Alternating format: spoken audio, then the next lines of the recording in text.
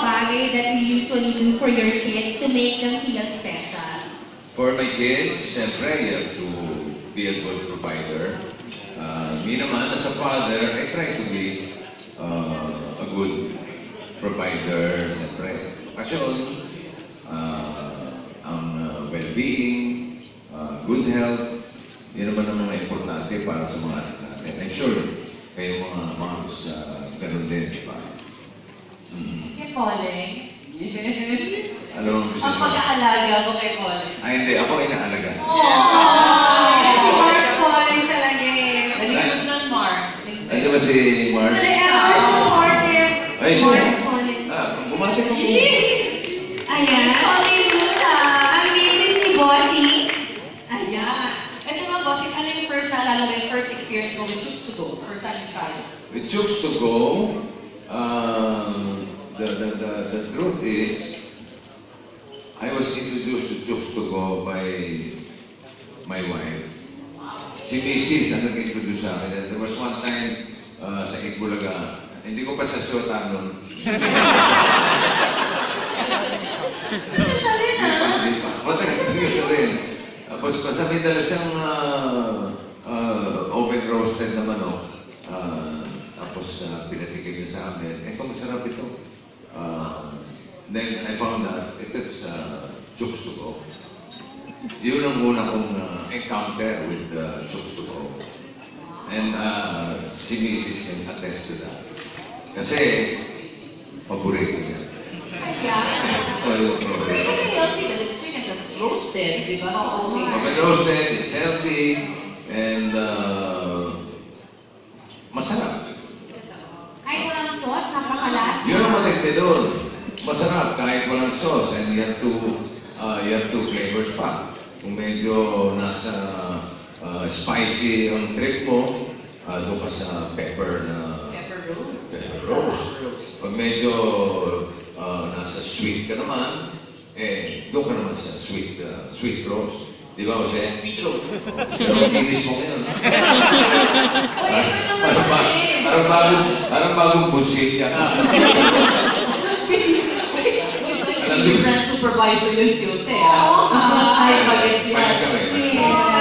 Kasi naman kasi, of course, you couldn't have known about that story, di ba? That happened many years ago, yung experience nga ni Bossing sa Chooks to Go. How did you come to choose Sir Vic Soto para sa inyong endorser? Okay. So, funny story yan. So, we know that Chooks to Go, ang tina-target talaga namin, moms talaga. Kasi we have a product na number 1, special siya. Number 2, it's convenient.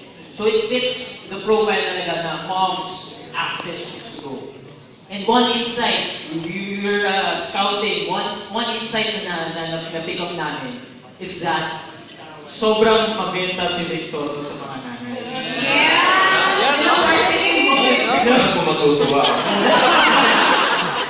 Ibig sabihin, mga fans ko ngayon na nagkakaedad na. Grabe ka sa akin. Ano naman? Ranging naman. Ranging. Okay. Kasi possible naman mga moms na bagets, di ba? Oo. Marami namang ano yan eh. Malawak yan. Actually, nung in-interview namin sila, yung mga moms, yan namin, gusto nyo ba endorser? Gusto nyo ba yung babae yung endorser? Sabi niya, hindi. Gusto namin kami yung babae, so dapat hindi endorser. So, sino yung gusto yung endorser? Yung crew, dapat yung pogi, dapat Vic Soto. Ay! Thank you, Mom! So, hinahanap talaga. Pinag-aralan ng gusto talaga, di ba? Oo naman. Hindi rin basta-basta ang pagpilit. Ayan. Parang Chooks to Go, hindi basta-basta iuwi mo ulam.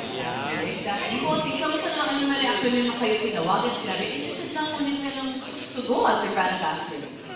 Me personally, ako hindi ako mag-endorse ng any product na I don't believe in. No? And the fact na I was introduced to Chooks to Go by my future Mrs. at that time, and kaya nung they contacted me to be the brand ambassador of Chooks to Go, hindi ako nagdalawang isip kasi naniniwala ako sa produkto eh. Alam kong masarap siya. Alam kong healthy siya dahil nga oven roasted. And then, more importantly, it's very affordable.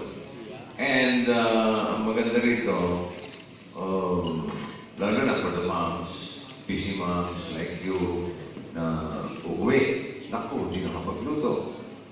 Kailangan ng instant ulam na hindi basta-basta. Anywhere, on your way home, you can drop by Choose to Go and bring home na quality na, healthy pa. Kaya nung kinontak nila ako, hindi ako nagdalawang isip. I was happy and excited, but more excited was the missus. Sabi niya, sige. Okay yan. Sige, gagawin mo na.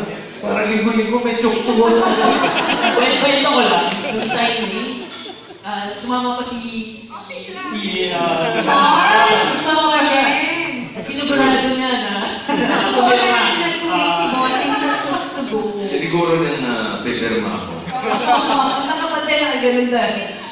Ito na, Take home pa, Mars! Ayun. Kaya rin nagpunta si Mars. Hintay niyo yung take home after sa kanina talaga yung Mars na to. And of course, syempre, binabanggit ni Bossing kanina pa, di basta-basta. Yung ulam na uwi, di ba? Tell us about the campaign. So for this campaign, we have consulted with the endorser, with the showing later our DPEC.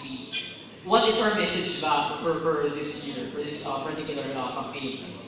Ang message namin is that usually kasi kapag lechon manok, iniisip mo celebration lang yan.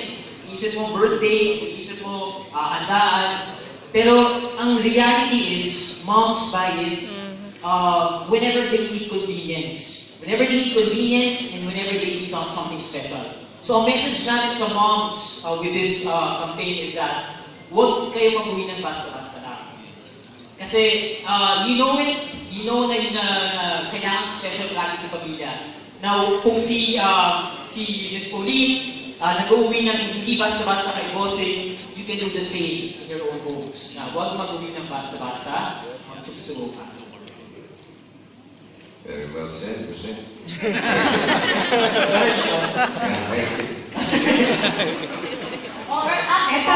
Eto na. Actually, nakakabangan natin Mars kanina pa. Makaabot naman yung mensahe niya, makaabot sa lahat ng mga nanays out there. Yes. Mukhang meron kayong TVC na sinunod na. Do you want to watch it already? Yes! Do you want to see it? Ay, sorry, hindi ko marinig.